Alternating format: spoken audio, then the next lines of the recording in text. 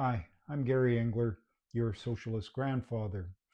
In the previous episodes, I've been going over the state of capitalism and where it is leading us.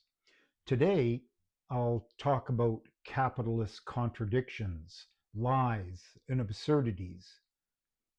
First, some random absurdities. For example, it makes no sense we blow billions buying bombs or bailing out banks, but can't afford to end world hunger. It makes no sense that billionaires living on a planet where tens of thousands of people are homeless can spend tens of millions of dollars on a wedding. It makes no sense that governments continue to provide incentives to drill more oil on our already overheated planet.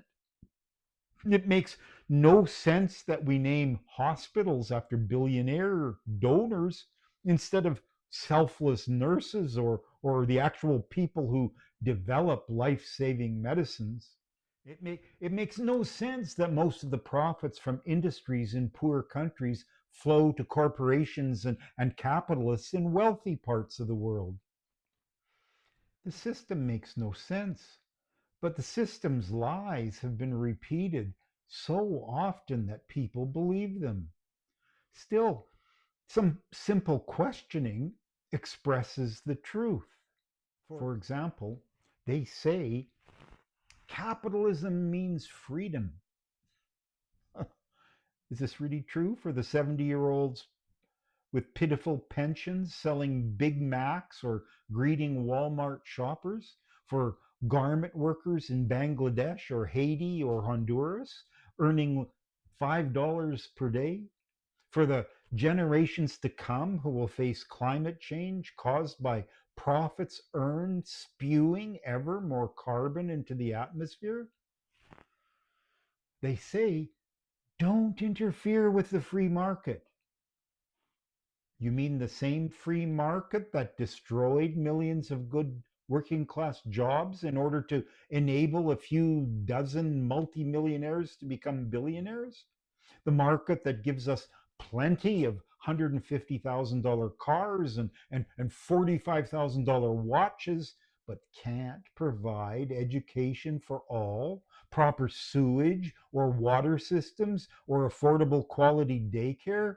The market that enforces patents owned by big corporations instead of the right for all to accessible, affordable, life saving medicine.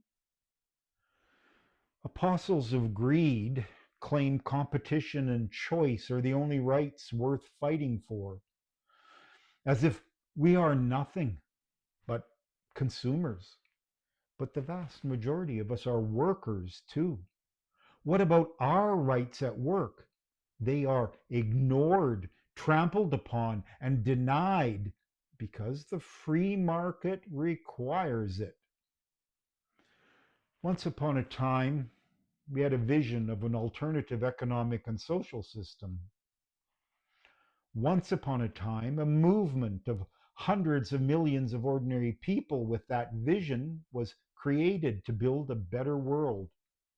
And it was successful in many places, winning the universal franchise, public education, the 8-hour day, pensions, health and safety legislation, public health programs, daycare, laws against discrimination, and more. But the unions and the political parties that came out of this movement never won the most important thing: equality of power, the right of everyone to participate in running both our economic and political system. It never fought for and won something best described as economic democracy. It left power in the hands of a tiny minority who ultimately run the world in their self interest. And now these self serving minorities are rolling back the reforms our mothers and fathers struggled so long and hard to win. Worse, They are becoming more and more authoritarian, fascistic even. That is the subject of the next episode. Thank you.